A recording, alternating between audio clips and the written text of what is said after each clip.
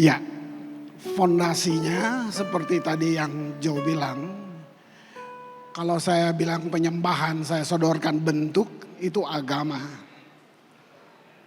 Penyembahan bukan bentuk. Nanti kalau saudara seperti itu, saudara rasa saudara nggak menyembah. Tapi terlalu banyak kekeliruan dalam hal ini. Ya, nah, penyembahan katanya udah biasa saudara dengar. Tapi saya mau kasih tahu bahwa semua tulisan teologis yang paling hebat pun, bahkan hikmat manusia, tidak bisa cukup mengungkapkan luasnya kebaikan Tuhan. Gak bisa. Kelayakannya untuk disembah. Agama tadi membelokkan penyembahan kita. Mungkin kedengarannya bagus, tapi penyembahan kita jadi transaksional. Jadi kita lagunya mungkin bagus, tapi spiritnya salah banget. Kenapa? Sebenarnya yang menentukan adalah apa yang dari tadi semua dibahas itu tentang kamu kenal Tuhan gak sih? Seberapa dalam kamu kenal dia? Nah itu. Jadi akhirnya penyembahan kita miskin. Kita nyanyi tapi kita datang dengan roh yatim piatu. Kita nangis, itu bukan penyembahan saudara. Kita kayak yatim, Tuhan tolong saya menyembahmu. Kalau jemaatnya yatim piatu berarti gerejanya panti asuhan. Terlalu banyak yang seperti itu saudara. Itu kabur sekali di situ. Jadi saya nggak perlu panjang karena tadi sudah dibuka. Gini, pahami benar-benar tentang penebusan kekal tentang kamu. Itu akan rubah kamu punya penyembahan. Kalau kamu ngerti identitas kamu, itu akan rubah penyembahanmu. Itu. Kalau enggak kita nanti berubah. Kita kagum musiknya, kita kagum chord-chord, kita kagum jenis aransemennya semua. Itu aduh. Yesus nggak perlu dihibur. Dia sempurna, saudaraku. Jadi penyembahan itu ekspresi kasih, saudaraku. Ya, jika kamu tidak punya hubungan, nggak ada penyembahan. Penyembahan tanpa hubungan itu lampu tanpa minyak. Nah, sedikit intro saja itu. Jadi apa yang merubah saya? Konflik berdarah di Ambon. Merubah penyembahan. Jadi saya hanya dikejutkan tiba-tiba atmosfer berubah, kita nyanyi dalam situasi bom di mana-mana gitu. Nah, perubahannya jadi saya baru ngerti bahwa dari dulu berarti orang Ambon nggak menyembah. Ah, itu nggak ada yang datang ke Ambon. Saya nggak punya literatur, tapi saya duduk cuman memikirkan jadi apa penyembahan. Karena kalau saya khotbah saya berbohong. Hati dan mulut nggak sama, gitu. Hati saya benci, mau balas dendam gitu. Tapi mulut kan bagus-bagus ngomongnya gitu. Sampai satu waktu ibadah kayak gitu, nggak ada WL yang ditunjuk worship leader tim. Semua nyanyi apa adanya, tapi kali itu saya nyanyi satu lagu yang biasanya sambil lihat lampu, sambil makan permen. Kali itu kata-kata itu mahal keluar dari mulut saya. Setiap jam ya Tuhan, di Kau ku perlukan. Kenapa jadi berubah ya? Saya lihat kiri kanan semua orang nggak, mereka meraung-raung terus. Itu kayak pasal pertama buat saya yang merubah semua saya gitu. Setiap jam ya Tuhan, oh ya saya perlu dia memang, saya nggak perlu yang lain. Nah lalu saya duduk, nggak ada siapapun mau datang ke Ambon tentu. Nah saya menghabisi waktu cuman duduk, cuman ngobrol, tanya. Sedikit tentang apa sih penyembahan. Sudah, hubungan. Penyembahan tanpa hubungan, itu lampu tanpa minyak. Itu yang dibilang agama. Dan itu sangat kental buat kami di Ambon. Nah saya mulai kumpul, saya punya tim, saya nggak rubah jemaat. Timnya, saya mulai membangun konsep ini. Ayo kita rubah semuanya. Sepakat dengan saya dari depan. Ini yang saya mau bangun. Nah, jadi pelan-pelan untuk merubah ini. Kalian tidak bisa merubah satu budaya. Tahu enggak Bali? Ini pulau penyembah. Tapi apa yang kita buat? Kalau tadi Joe punya pengajaran, kita ciptakan budaya baru. Budaya sorga yang ada di bumi. Kingdom culture, dari kata cult, apa itu? Sembahan. Penyembahan itu ekspresi kasih. Nah, kamu harus paham, kenal identitas. Tanpa identitas kamu datang kayak yatim piatu, kayak pengemis kita datang. Gereja kita bagus, ornamennya semua bagus, spiritnya kita yatim piatu, gitu. Kalau kamu tahu identitasmu, bukan di suku, bukan di harta, bukan. Kamu ciptaan baru, new created. Apa ciptaan baru? Artinya gini, dulu belum pernah ada. Itu ciptaan baru. Kalau kita ngerti itu, saudara lihat kaya. Kamu ke Papua, gayanya Papua, warnanya. Kamu ke Jawa, gayanya Jawa. Tuhan sengaja bikin kita beda. Kenapa saya bikin seragam? Kenapa saya suruh semua harus jadi sama? Saya nggak bisa bilang Ambon lebih bagus dari Batak, lebih bagus dari Sunda. Nggak bisa, nggak bisa. Waktu kita ngerti ini, bukan di situ esensinya penyembahan, bukan saudara. Tapi dari hubungan kita. Nah, kalau ini kita mulai, saudara, dia menembus banyak hal. Dia menembus. Penyembahan itu gelombang magnetik. Dia tembus tembok ini, saudara. Makanya bilang nggak ada tulisan teologi terhebat yang bisa menyingkapkan tentang kebaikan. Agama membatasi itu. Betapa besarnya, betapa dalamnya, betapa lebarnya, betapa panjangnya kasih Tuhan. Lu siapa batasin dia? Kok lu yang tentuin betapa dalamnya, seberapa dalam? Kenapa kamu yang tentuin berapa luasnya? Jadi lihat, kita datang ke Tuhan dengan ketakutan, bayangin. Itu penyembahan cuman ada nih, damba, puja, puji, cinta, kagum, hormat. Gak ada yang lain. Di luar itu ada kekeliruan dengan penyembahan. Memahami penebusan kekal, saya mulai dari situ. 1 Yohanes 2 ayat yang pertama. Anak-anakku, hal ini kutuliskan kepada kamu, supaya kamu jangan berbuat dosa. Pelan dulu. Yesus larang kita jangan berbuat dosa, tujuannya bukan supaya dia yang hukum kamu bawa ke neraka. Saya butuh berapa tahun untuk mengerti. Artinya gini, kamu buat dosa, kamu buka pintu.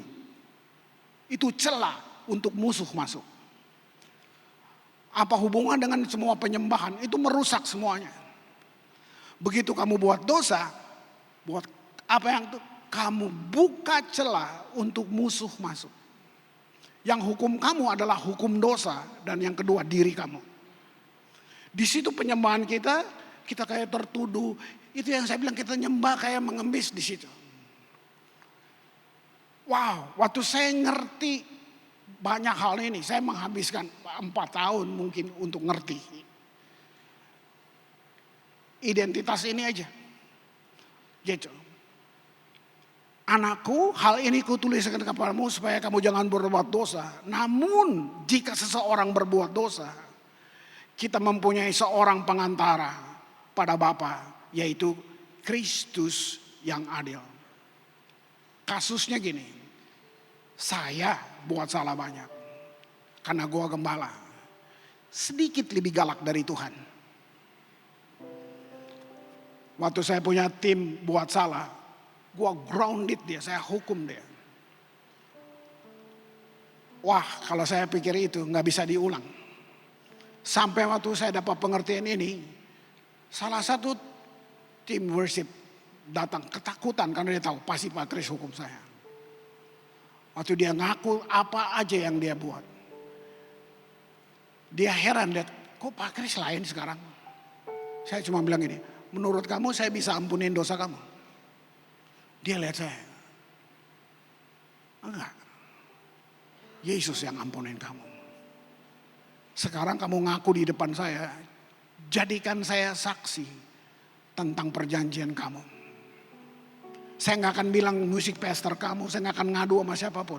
Yuk, bilang sekarang. Kalau kamu minta ampun sama Tuhan, saya mau tanya, menurut kamu berapa lama pengampunan datang? Saya jawab, secepat lu tarik napas. Cuman pendeta yang bilang besok balik lagi.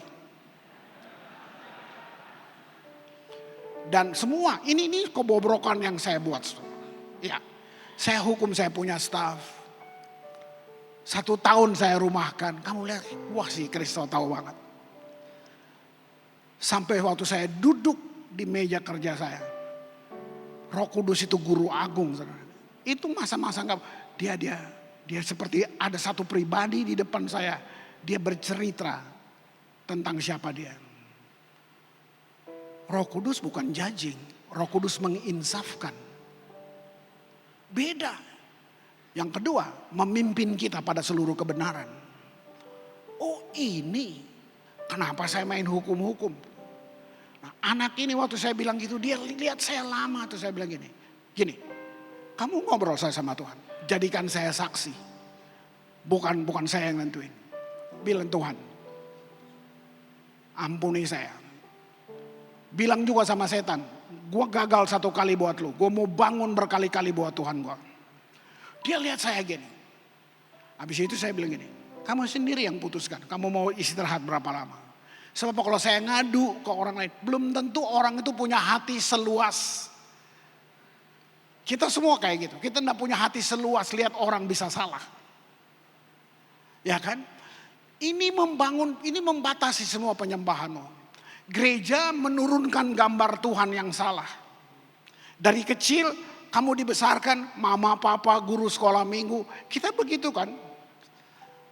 Kita suruh anak kita, ayo berdoa nak, tutup mata ya, nanti Tuhan marah. Yang bilang siapa? Tapi dari kecil kamu sudah punya gambar di sini, Tuhan marah. Dan itu terus bertumbuh.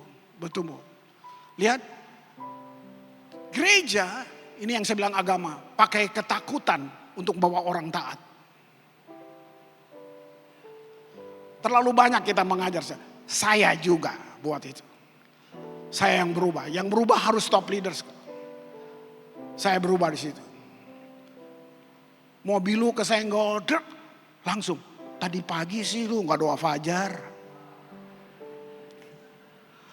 Ada masalah, lu sih udah lama gak baca firman. Jadi lihat Tuhan itu dia kayak gitu. Kamu mau punya Tuhan yang kayak gitu? Kita sakit tuh kan. Kamu udah lama gak pergi ke FA, KM, apa macam-macam. Jadi Tuhan tuh dia sama penjahat pegang rotan tiap hari. Gak doa pagi, COVID.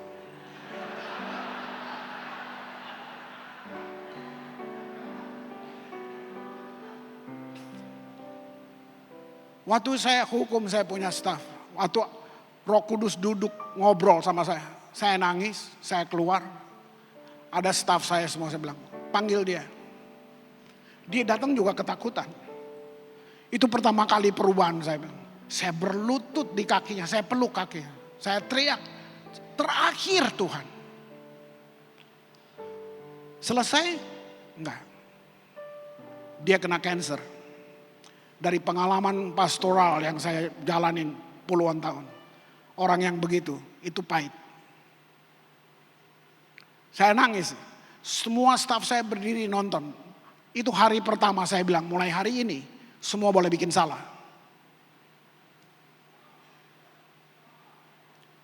Sudah, saya bawa dia berobat, nggak sembuh. Pulang lagi ke Ambon, dia masuk rumah sakit. 1 siang saya lagi duduk. Istri saya telepon. Grace, kamu lihat dong Sistine. Oh iya, saya masuk rumah sakit, saya lihat Sistine, dia senyum. Pak, napas putus, mati. Kalau ada yang gak enak dalam hidup namanya menyesal. Gak bisa diulang. Saya bikin penghormatan kayak apapun, udah mati. Udah mati. Itulah masa-masa di mana semua teologi saya berubah banget. Kayak ada tangan yang who are you Chris? Lu siapa? Wah, kita buat yang Tuhan gak buat. Itu saya bilang, betapa panjang, betapa dalamnya. Itu dia Alkitab bilang, kok saya yang nentuin batas sih? Saya ketemu anak-anak ya, karena pelayannya worship, orang-orang worship di gereja-gereja lain lah. Telepon, om boleh gak kita ketemu? Ngobrol. 7 orang duduk ngopi sama saya, 6 gak ke gereja. Saya tanya kenapa? Mereka jujur banget, sorry ya om, pendeta pakai topeng. Dia neraktir saya kopi, tapi dia ngomong kayak gitu, gue mau minum kopi gak jadi.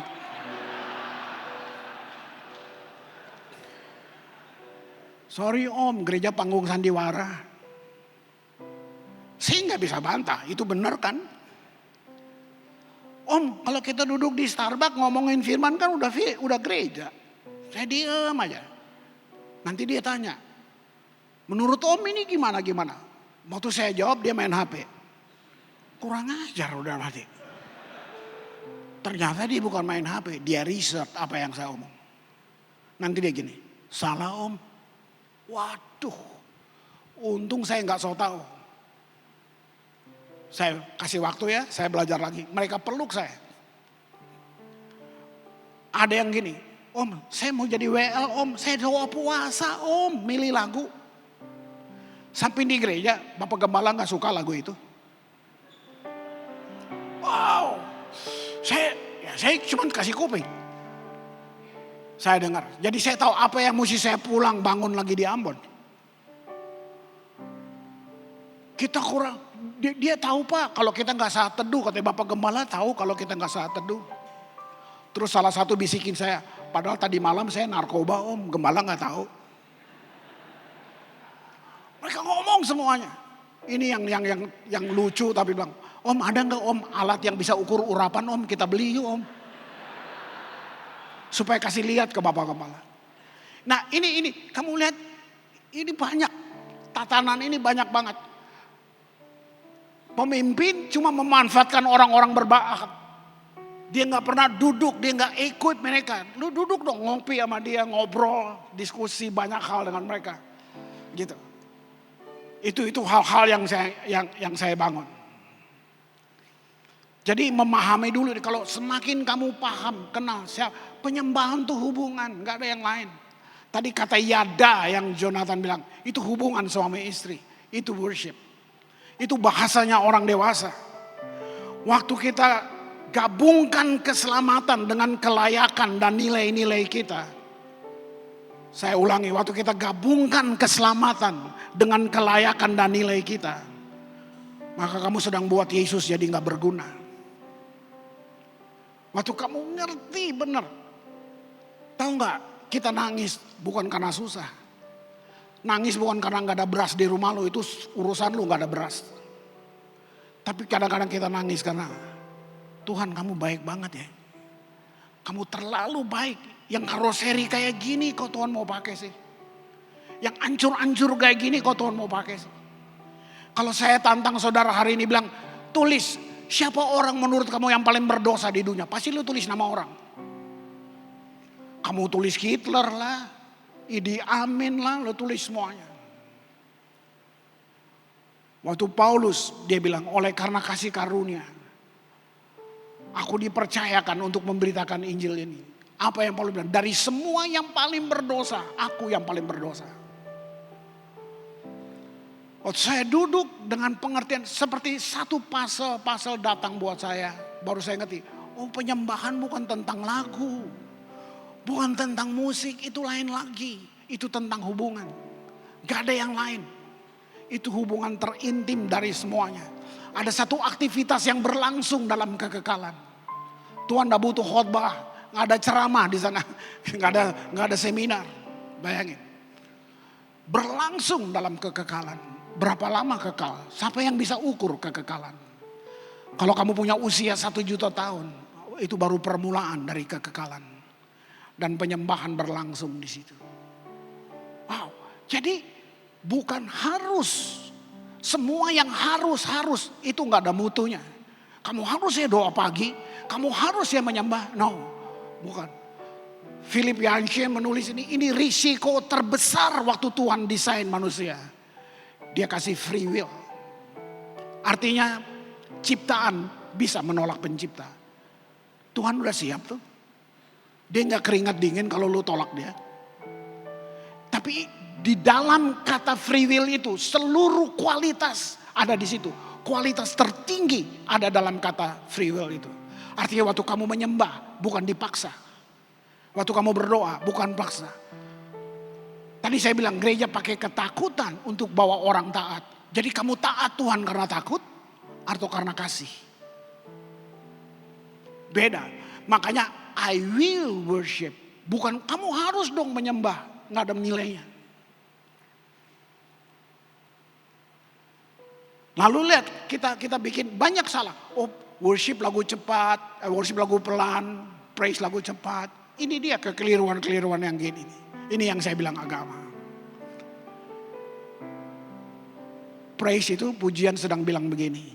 Tuhan, aku bersyukur untuk makanan yang datang di mejaku. Aku bersyukur untuk pakaian yang saya bisa kenakan. Aku bersyukur untuk apa? Kesehatan, uang.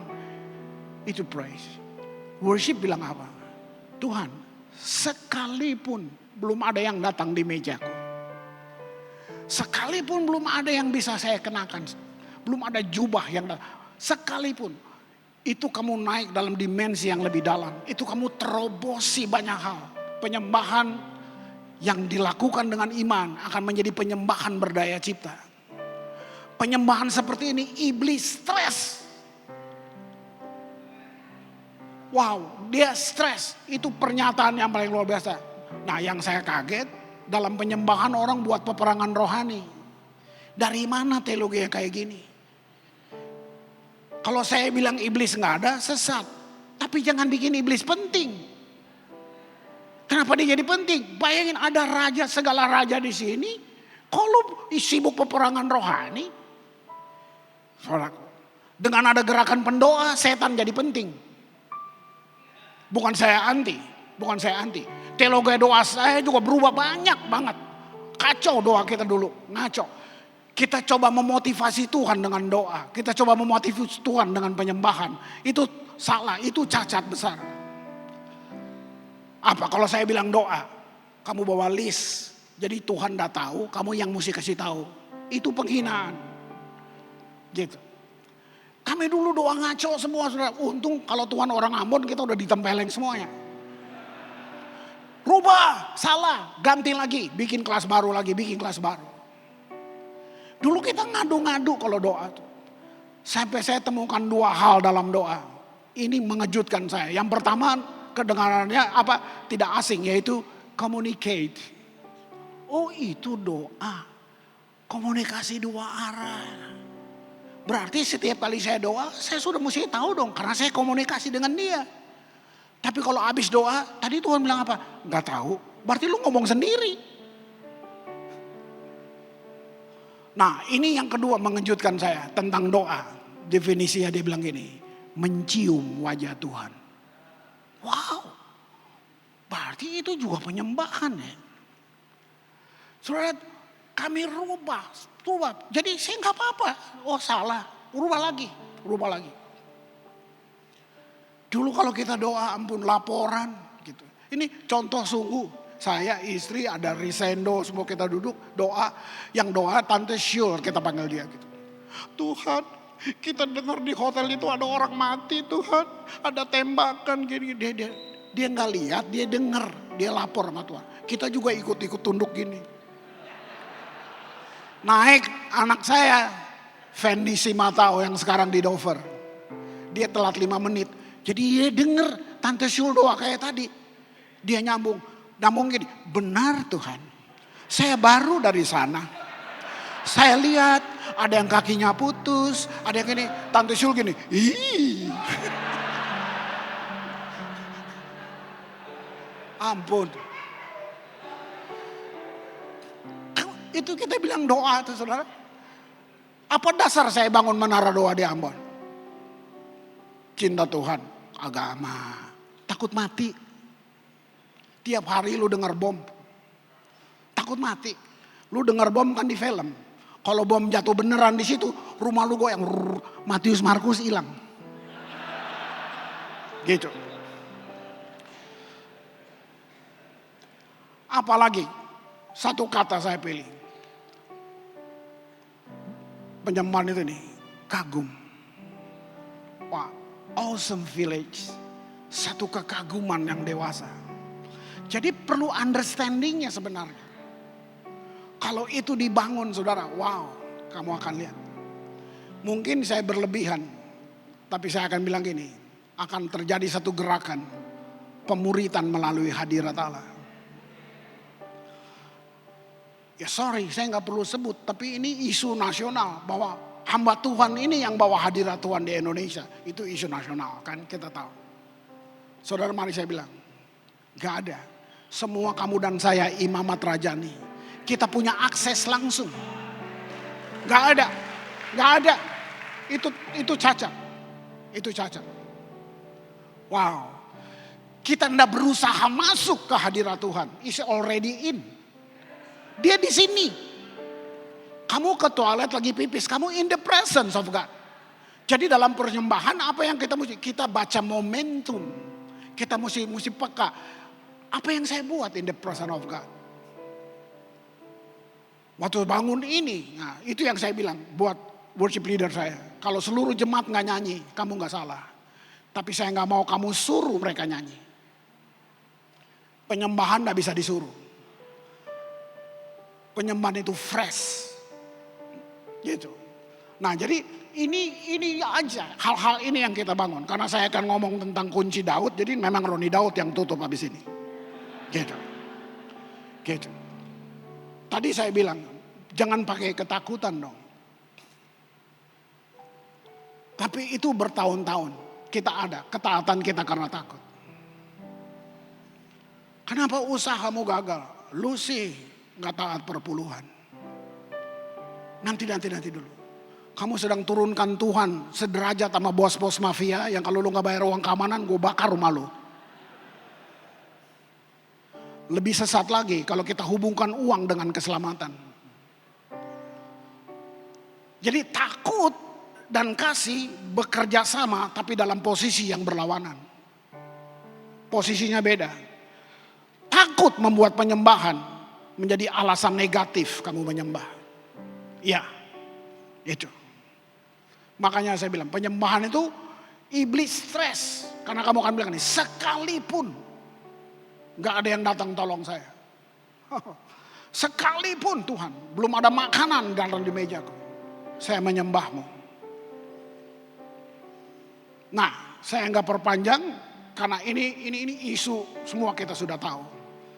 Tapi saya kagum tokoh ini sih, Daud. Itu orang perjanjian lama yang hidup dengan pewahyuan perjanjian baru. Beberapa pakar teolog sampai bilang gini, kenapa Tuhan tidak bunuh dia ya? Karena Daud buat sesuatu yang Tuhan tidak suruh. Tuhan tidak suruh dia bangun tabernakel. Daud sekolah di mana? Kamu tahu Daud karena ada Alkitab. Dulu gak ada yang kenal dia. Anak yang tertolak di rumahnya. Anak yang tidak memenuhi syarat dalam banyak hal. Saya sudah bilang banyak banget buku-buku Daud saya baca. Literatur Daud. Sampai Daud Napi Tupulu juga gue baca bukunya. Sampai bukunya Roni Daud juga gue baca. Nah gitu. Kalau saya boleh kasih kesimpulan bahwa orang ini gagal sesering dia berdiri. Jadi kayak saya bisa lihat diri saya sekaligus kabar baik buat saya. Saya boleh ya gagal kalau gitu. Nggak memenuhi syarat, anak gembala miskin di Bethlehem. Nabi datang ke rumahnya, bapaknya lupain dia. Makanya pakar teologi bilang, apakah dia anak sungguh atau dia anak pungut? Dari Mazmur yang bilang, sekalipun ayah dan ibuku meninggalkan aku. Dipanggil Daud, bayangin. Cuman ini anakmu, kata Samuel. Bayangin bapaknya bisa, sorry gue lupa. Bayangin hal penting untuk keluarga dilupain anaknya. Artinya gini, kabar baik buat kamu kalau orang lupain kamu. Tuhan dah lupain kamu. Nah, ngerti ini akan rubah penyembahanmu. Akan rubah. Akan merubah penyembahan. Apa kerjanya? Anak band. Gak keren banget kan? Kamu lihat. Sampai di depan Goliat. Goliat meragukan kompetensinya, bayangin. Saya pakai bahasa sekarang lah untuk saudara bisa tangkap. Bikin sayembara siapa yang bisa kalahkan Goliat, gue kasih hadiah Alphard 1. Tahu nggak? Lembatar Bantin berubah jadi hutan lembing. Bagaimana nggak ketakutan Israel? Nggak ada yang daftar. Sebentar Saul keluar, ada yang daftar? Nggak ada. Tambah hadiahnya, jadi mantu. Tiba-tiba pengawal masuk, ada yang daftar. Dari mana? Rock Jakarta tuh anak youthnya katanya. Berani dia? Enggak, dia patah hati jadi sekalian mati pak. Tidak ada yang daftar. Begitu Daud, Saul keluar lihat Daud anak kecil. Pengalaman perang di mana? Pernah ke Vietnam? Ke Irak? Di hutan. Apa? Senjata spesialisasinya apa? Bom bunuh diri? Apa? Dia kasih lot ketepel. Cius. Masih ada kayak gini. Nah, apa ini coba? Ini apa? Intimidasi. Ini yang saya ngomong. Intimidasi terus dilakukan. Kamu ini jawaban Daud. Wah. Kira-kira Saul bilang, kamu lihat di rumah lu ada tiang listrik nggak? 6 hasta tingginya. Kau lihat, intimidasi kan? Lihat jarinya jempol semua, kan? Kamu lihat mata tumbaknya 30 kilo lebih. Kalau kena jantung bukan gatal, mati. Terus. Bayangin, kamu dengar jawaban Daud, baca. Sebab aku biasa ditolong Tuhan. Saudara, kalau orang-orang yang seperti ini masuk dalam tim penyembahan, gak usah berusaha membuktikan kamu diurapi. Bodoh. Sorga tanggung jawab urapin kamu. Gak usah. Udah. Lalu 2 hal aja saya tutup di sini. Tiba-tiba Tuhan yang ngomong dalam Kisah Rasul, aku akan kembali dan membangun kembali pondok Daud yang telah roboh. Emang sorga gak punya ide lagi? Sampai pakai Daud punya. Hanya ada 3 orang di Alkitab yang dapat sertifikat. Judulnya berkenan kepada Allah. Salah satu Daud. Wow. Anak gembala miskin di Bethlehem. Abang-abangnya jadi tentara. Kebanggaan setiap laki-laki Ibrani kalau dia bisa jadi tentara. Daud gak memenuhi syarat. Kalau dilihat abang-abangnya udah pakai baju army, pergi ke markas besar, dia cuma gini, mestinya gua tuh. Abang-abang, urusin kambing. Daud ke hutan bawa kambing sama kecapi. Kambingnya berapa? 2-3 ekor. Bukan 2.000 ekor, itu big business, pasti abangnya yang ambil. 2-3 ekor. Ini pelajaran yang saya dapat. 2-3 ekor, singa datang. Singanya dibunuh. Gua nonton film, singa kejar orang. Ini di Alkitab, orang kejar singa. Cuman Daud. Banyak dia bunuh, men. Kalau saya kambing 3 ekor, singa datang, nih lu ambil, makan.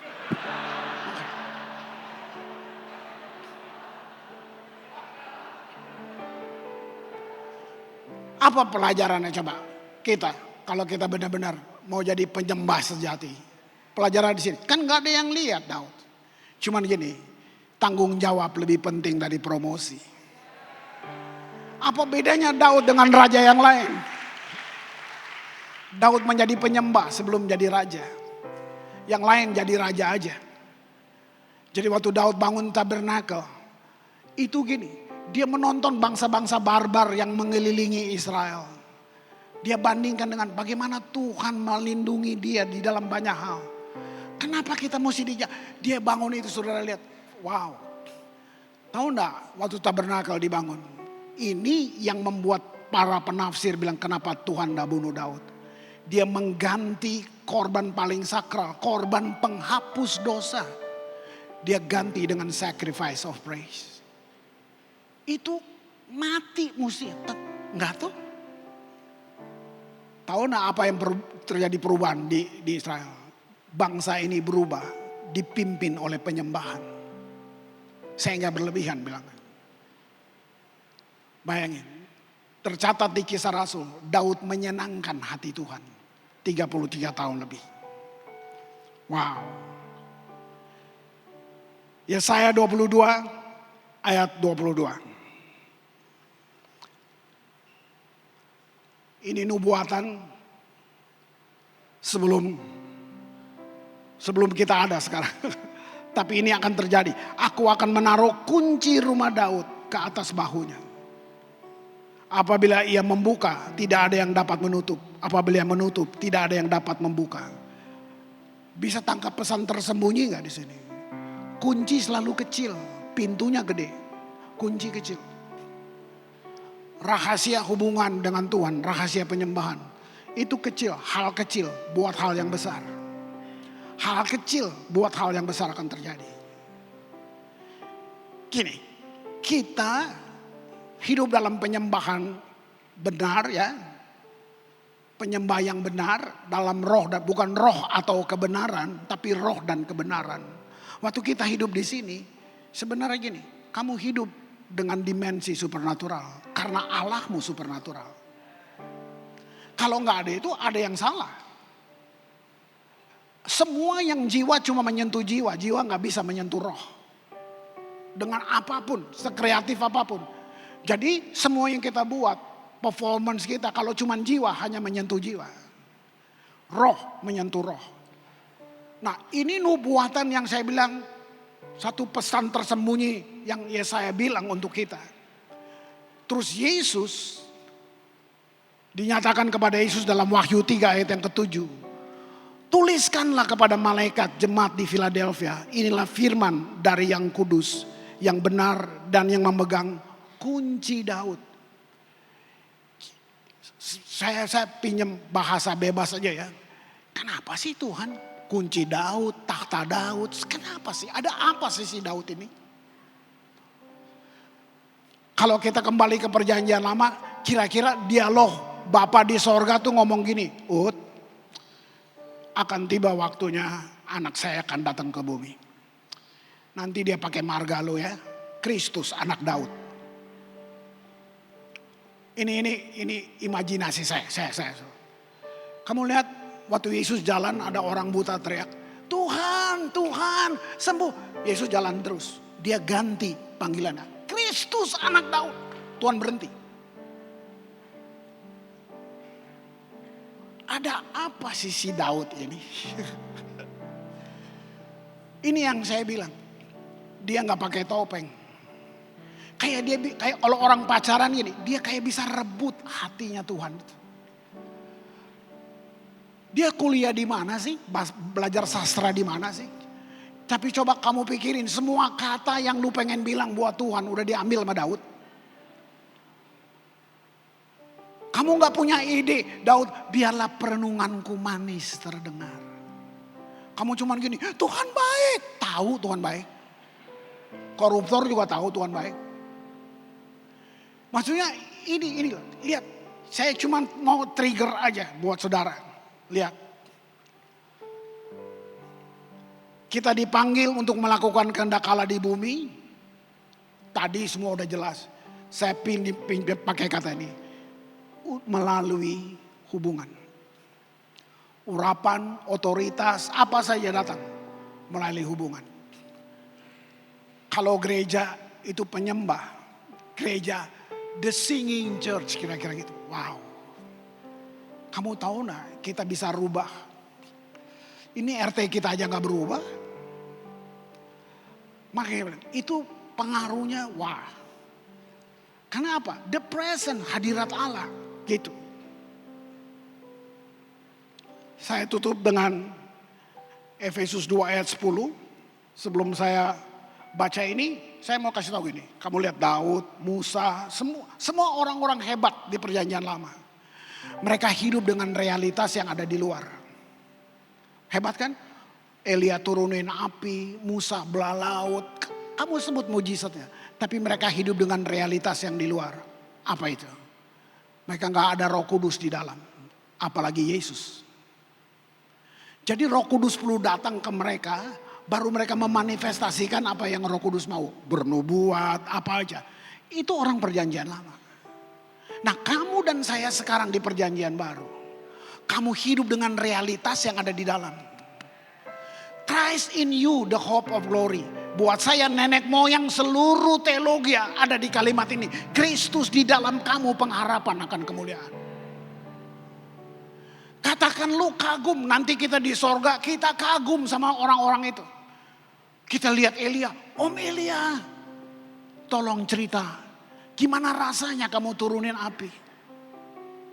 Lewat Musa, waduh ceritain gimana rasanya kamu belah laut Kolsum. Kamu kagum, datang Daud, selfie dulu, selfie. Gitu. Tolong ceritain rasanya kayak gimana waktu kamu bunuh Goliat. Mereka semua akan datang ke kamu. Dan mereka tanya hal yang sama. Tolong ceritakan sama saya. Gimana rasanya Roh Kudus diam di dalam kamu. Bagaimana rasanya Kristus diam di dalam kamu. Nah, ini ayatnya. Efesus 2 ayat yang ke-10. Bahasa Indonesianya, karena kita ini buatan Allah. Coba kamu bahasa terjemahan Inggrisnya, dia bilang, for we are God masterpiece. Kamu maha karya.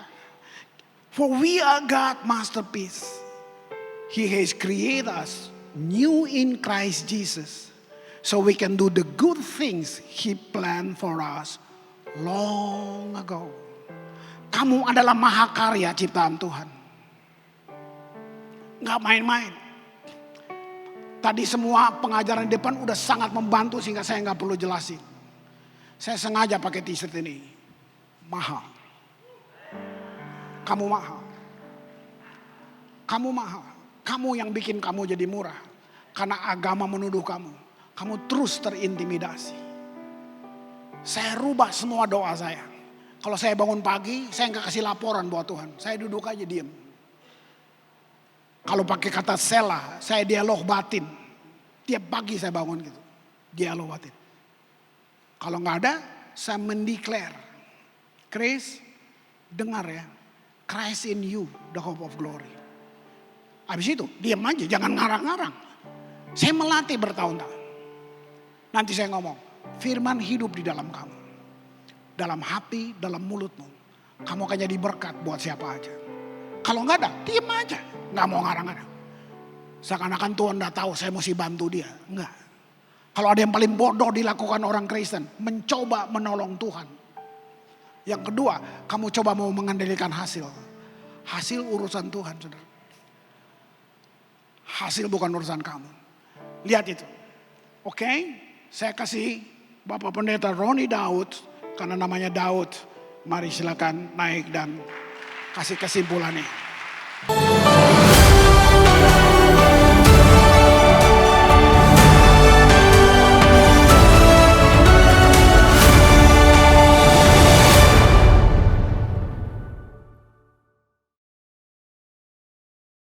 Tes, Pak Kris luar biasa.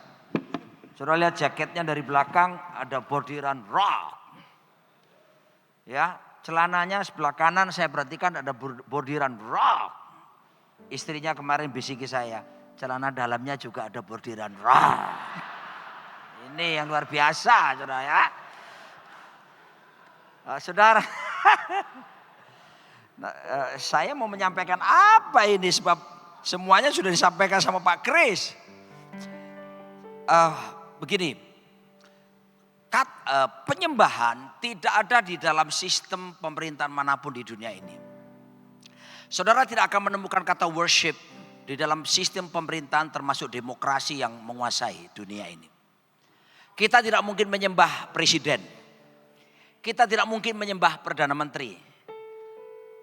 kata worship cuma ada dalam satu sistem pemerintahan, itulah kerajaan Allah.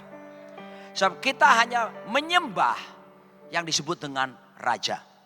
Nah, kita bersyukur kita putra putri kerajaan Allah dan kita ada untuk menjadi penyembah-penyembahnya.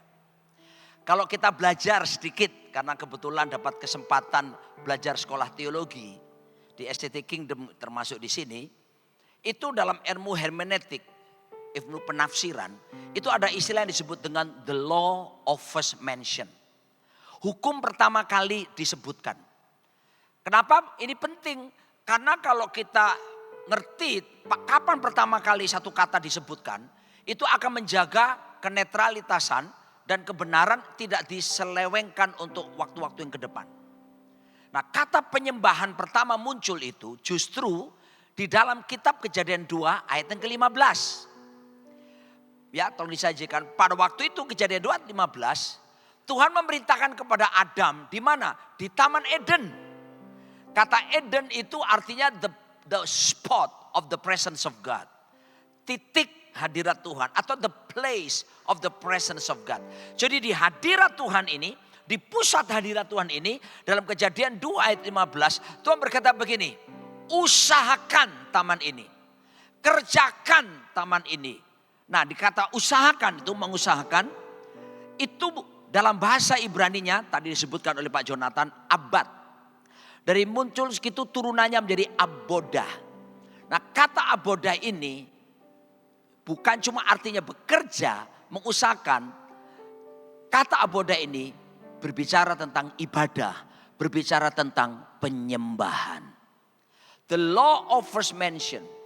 Jadi saudaraku, penyembahan itu bukan sekedar ritual seperti keagamaan, kita angkat tangan, bahasa roh. Dalam ibadah-ibadah seperti ini. Penyembahan itu adalah seperti Anda bekerja, bukan sekedar job, tapi work.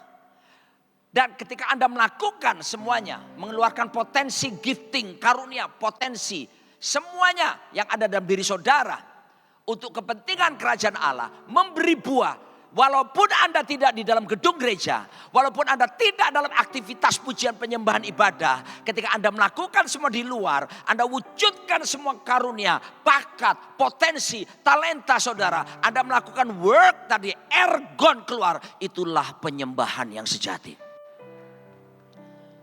Jadi mari kita berpikir dalam konteks bukan agama lagi, tapi kingdom. Kalau Anda berpikir ini, Anda tidak akan mungkin sengaja berbuat dosa. Anda akan hidup selalu menyenangkan hati Tuhan. Amin. Anda tidak akan buka HP saudara untuk mencari situs-situs porno. Karena ketika Anda melakukan itu, Anda kurang ajar. Kita kurang ajar. Kita mendowngrade Roh Kudus yang ada di dalam diri kita. Disitulah tadi Pak Kris mengatakan, dosa itu pintu masuk dari segala yang jahat bekerja. Dan itu akan mencemarkan sekali keindahan hubungan itu dengan sang raja itu sendiri. Sebab itu kesadaran ini harus dibangun dalam hidup setiap kita. Bahwa sekarang ini saudaraku, penyembahan bukan berpusat seperti zaman dulu di sebuah gedung. Penyembahan itu saudaraku, Alkitab katakan 1 Korintus 3:16, tubuhmu bait Allah, Roh Kudus diam di dalammu. Disinilah the center of our worship is not a building, but the center of our worship inside of us. Roh Kudus, Roh Kristus sudah di dalam diri kita. Pengharapan akan kemuliaan. Pusat penyembahan ada di dalam diri kita. So anywhere you go, any place, anywhere must be the worship center. Kemanapun kita pergi saudaraku, di situ kita harus mengerti ada pusat penyembahan yang ada di dalam diri kita. Dan ini akan menolong kita untuk kita berjalan dalam kemurnian dan kekudusan senantiasa. Halo? Sebab kalau enggak kita akan seperti orang-orang tipikal Yunani yang memisahkan antara sekuler dengan rohani. Itu pola pikir Yunani saudara. Pola pikir Ibrani tidak memisahkan. Pola pikir Ibrani itu sekuler dengan rohani itu harus bersama. Jadi ketika saudara bekerja di luar sana, saudara bukan full time pastor, bukan seorang pelayan yang biasa melayani di sini. Tapi kalau saudara melakukan itu, Kolose 3 ayat 23 berkata, apapun yang kamu lakukan dengan segenap hati. Seperti itu Tuhan dan bukan untuk manusia. Itulah penyembahan. Buat saya definisi penyembahan, kalau dicari dalam satu ayat, saya temukan Kolose 3 ayat 23. Apapun yang kamu lakukan, apapun yang kamu perbuatlah dengan segenap hatimu. Seperti untuk Tuhan dan bukan untuk manusia. Itulah penyembahan yang Tuhan inginkan terjadi di dalam kehidupan setiap kita. Jadi saudaraku dikasihi Tuhan, kalau mengerti ini, kita tidak akan salah bersikap di dalam penyembahan. Sebab saya kutip perkataan Miles Monroe berkata begini, the danger of worship is worshiping worship. Bahaya dari penyembahan adalah menyembah penyembahan itu sendiri. Kita berkonsentrasi pada ritualnya, musiknya, aransemennya, penampilannya, semua faktor pendukungnya. Tetapi kita tidak berkonsentrasi kepada kekuatan hubungan dengan sang raja itu sendiri. Itu bahaya penyembahan. Daud pernah melakukannya.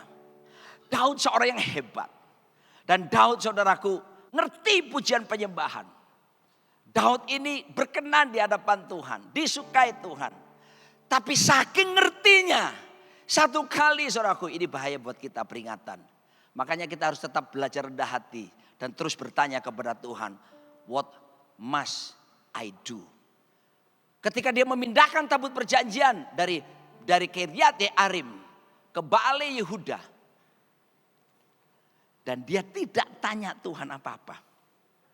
Dia cuma tahu bahwa dia punya motivasi sangat baik. Sebab Saul telah membiarkan 20 tahun tabut perjanjian di negeri Filistin. Bahkan ketika dipulangkan, Saul pun tidak memindahkan dan mengambilnya. Saul membiarkan. Saul tidak punya sense of worship. Saul tidak melakukan itu. Tapi Daud segera memindahkan.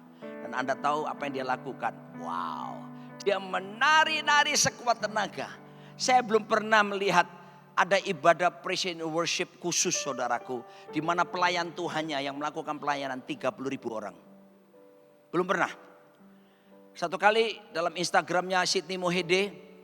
Dia bilang bahwa dia punya rencana bulan November kepingin kumpulkan orang di sebuah stadion 30.000 orang.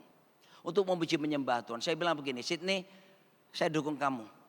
Itu yang dilakukan oleh Daud. Praise and worship. Tapi semuanya melayani 30.000 orang. Keren.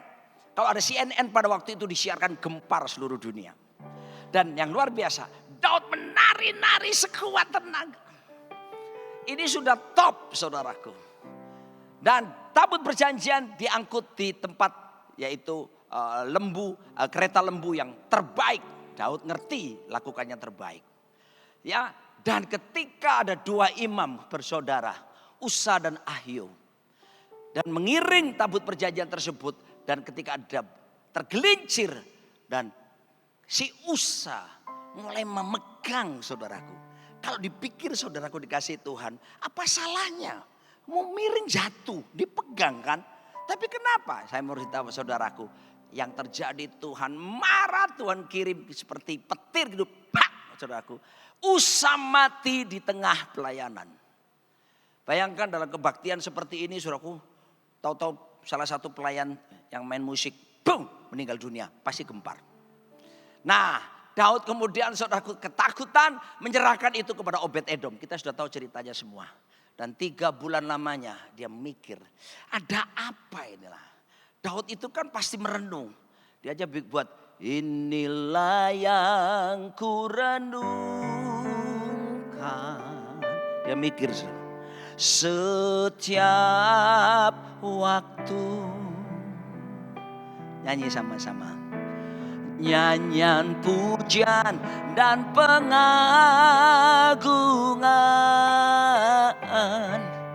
kepadamu. Dia baru sadar. Oh iya ya. Dia panggil semua ahli-ahli kitab saudaraku. Temukan di kitab kita. Apa ketentuan Tuhan memindahkan tabut perjanjian? Dan mereka semua cari saudaraku dan menemukan dan lapor. Dan waktu mereka lapor saudaraku, mereka bilang, Tuanku Raja memindahkan tabut perjanjian itu harus bukan dinaikkan kereta, tapi harus dipikul oleh Imam Lewi secara manual seperti ini. Dan Daud mengambil keputusan bertobat. Inilah kenapa Daud disebut yang berkenan di hati Tuhan. A man after my own heart. Karena dia mudah untuk bertobat, tak mau mengeraskan hatinya. Dan dia mulai mengikuti kehendak Tuhan di dalam kehidupannya. Dan kemudian dia melakukan pembaharuan. Saudaraku, ada 4 kesalahan Daud. Yang pertama, Daud tadi tidak bertanya apa-apa kepada Tuhan. So setiap kita pelayan-pelayan Tuhan yang udah biasa memimpin pujian musik di sini, jangan karena saudara sudah punya pengalaman itu, saudara main susul lagu. Ayo lagu apa enaknya ya lagu apa? No, berdoalah, bertanyalah kepada Sang Raja, pujian apa yang kau inginkan aku berikan kepadamu. Minta, saya sedang menggambarkan, saya selalu berpikir kalau saya memimpin pujian. Sampai hari ini saya memimpin pujian ya, saudaraku. Dan kemudian saya berdoa, Tuhan, saya seperti seorang waiters di sebuah restoran. Saya sedang membayangkan sendiri. Saya tanya, Yesus duduk mejanya, mau pesan apa? Dan dia berkata, jus sorak haleluya. Apalagi? Itu yang saya lakukan.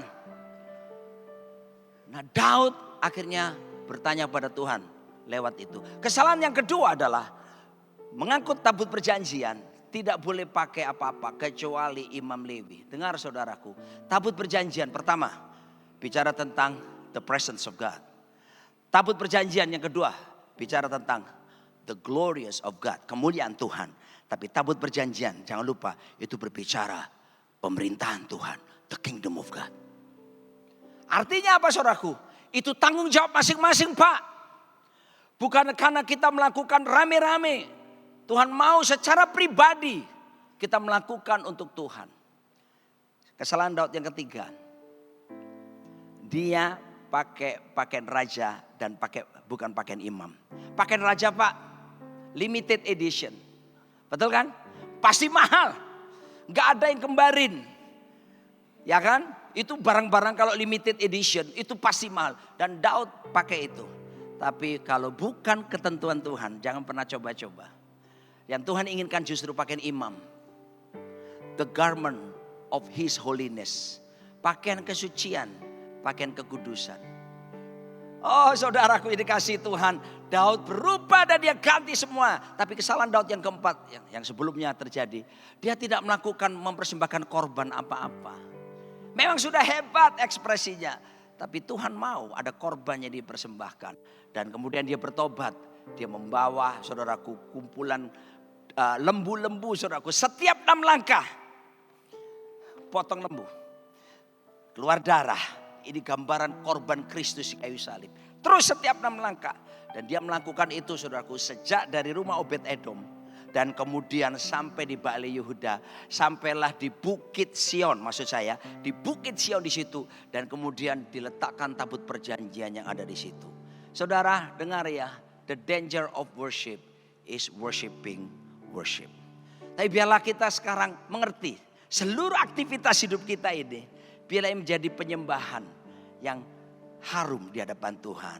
Ada satu lagu berku tahu hidupku adalah penyembahan. Kau ciptakanku dalam kemuliaan-Mu.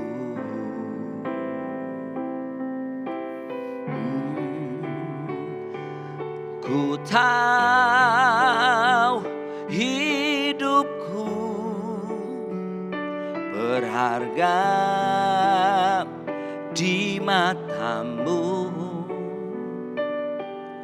Segenap hidupku persembahkan. Saya akan segera sudahi karena saya ingin saudara Daniel Ray juga akan memberi sedikit kesaksian beberapa menit karena dia ketua Praise and Worship di seluruh Rock International Ministry. Saudara, saya akan akhiri dengan sebuah kisah yaitu seorang yang bernama Ayub. Saudara kenal Ayub?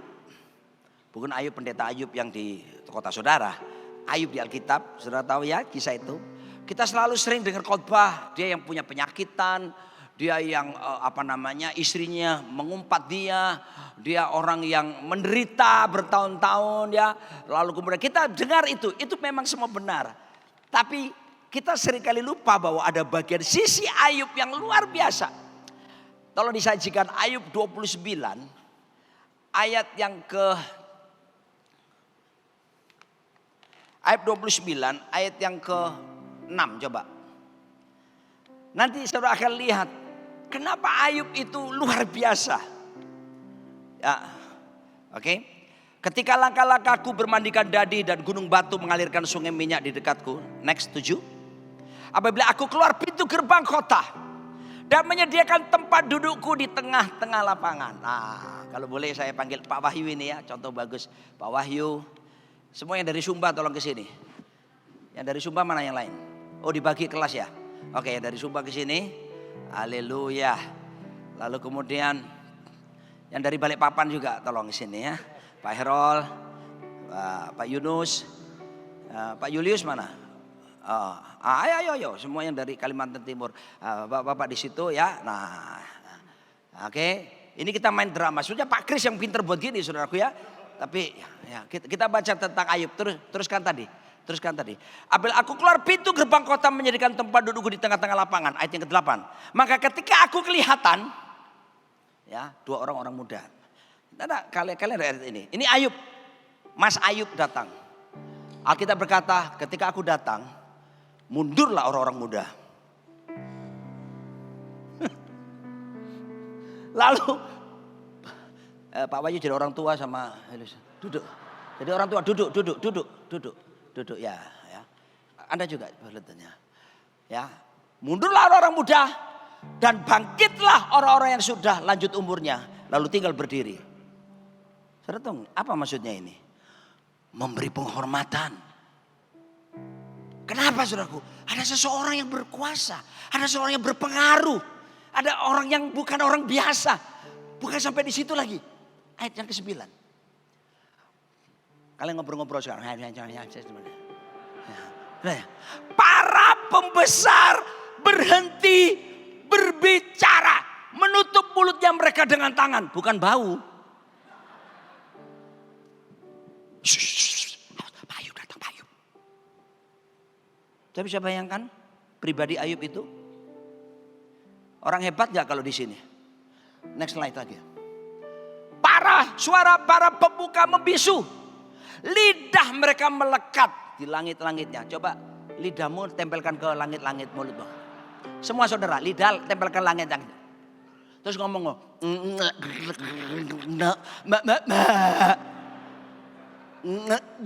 nggak bisa ngomong. Kok nggak bisa?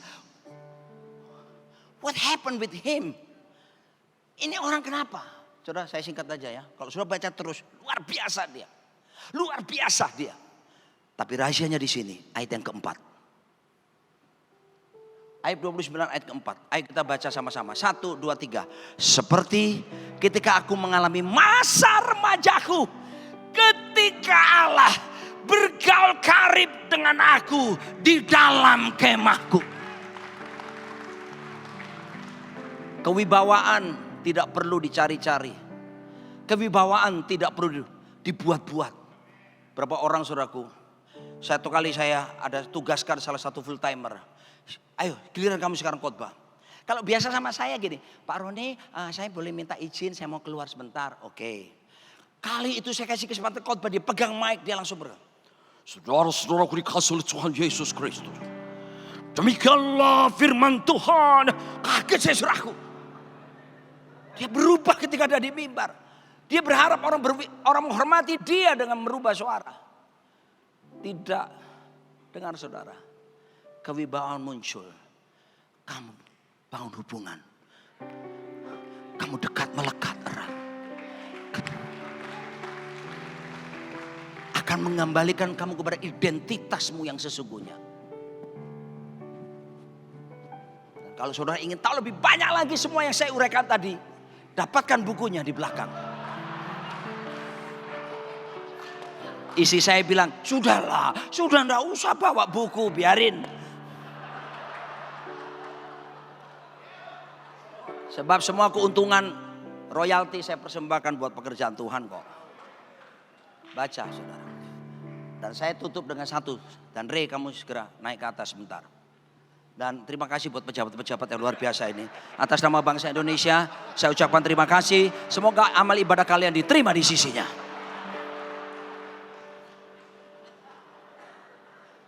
Saudara, tolong sajikan empty worship.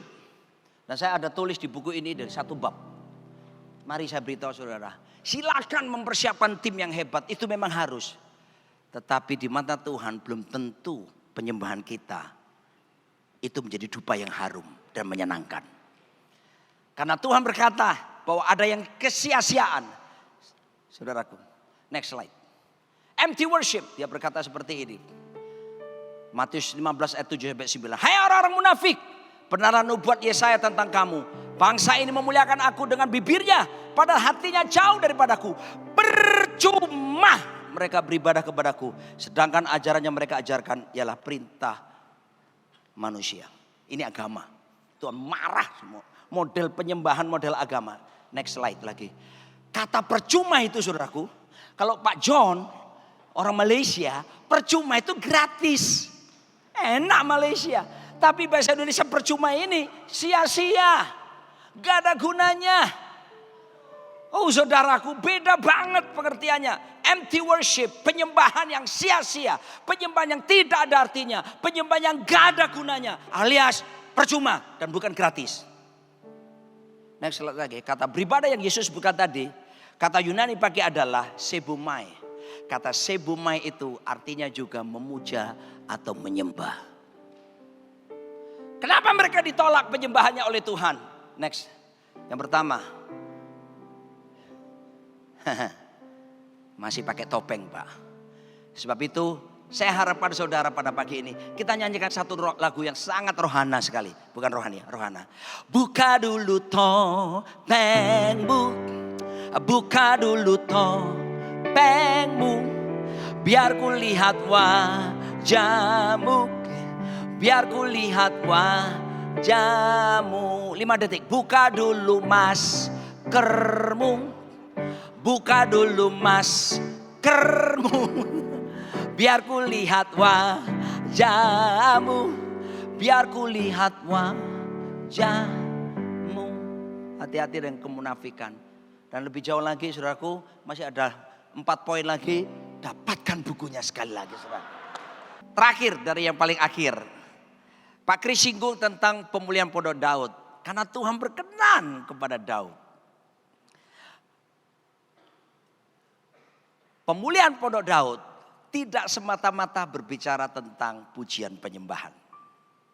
Pemulihan pondok Daud itu berbicara tentang pemulihan dinasti dari Daud. Dan itu terus berlangsung. Anda bisa temukan pada satu pribadi yang luar biasa. Dialah Yesus Kristus. Berarti pemulihan pondok Daud itu sedang berbicara tentang pemulihan kerajaan Allah di muka bumi ini. Sebab Yesus Kristus datang bukan untuk membuat agama baru. Tapi Yesus Kristus datang untuk menegakkan kembali kerajaan Allah di planet bumi ini. Oleh sebab itu pulanglah dengan pandangan pengertian bahwa pemulihan pondok Daud bukan semata-mata tentang pemulihan pujian penyembahan. Lebih itu adalah akibat. Pemulihan pujian penyembahan adalah akibat. Tapi penyebabnya adalah, sebabnya adalah pemulihan dinasti kerajaan Daud menjadi raja. Yaitu diturunkan lewat Yesus Kristus yang membawa misi utama kerajaan Allah nyata di muka bumi ini. Dan mari kita bangkit berdiri, nanti Pak Kris akan berdoa memberkati setiap kita. Puji nama Tuhan, silakan Pak. Saya pikir sekarang kita ngerti ya, sistem kerajaan tidak seperti model lain yang kayaknya kalau Roh Kudus nyatakan itu ya silahkan. Tapi kita sekarang adalah dimensinya spirit dan Roh Kudus sudah ada di dalam diri kita. Silakan Pak Kris. Amen.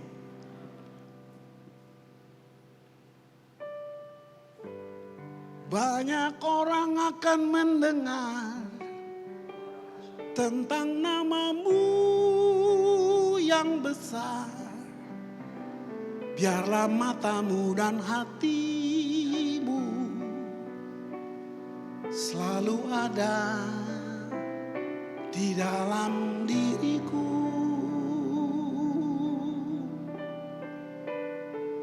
Selama-lamanya aku memanggil utara, selatan, timur, dan barat.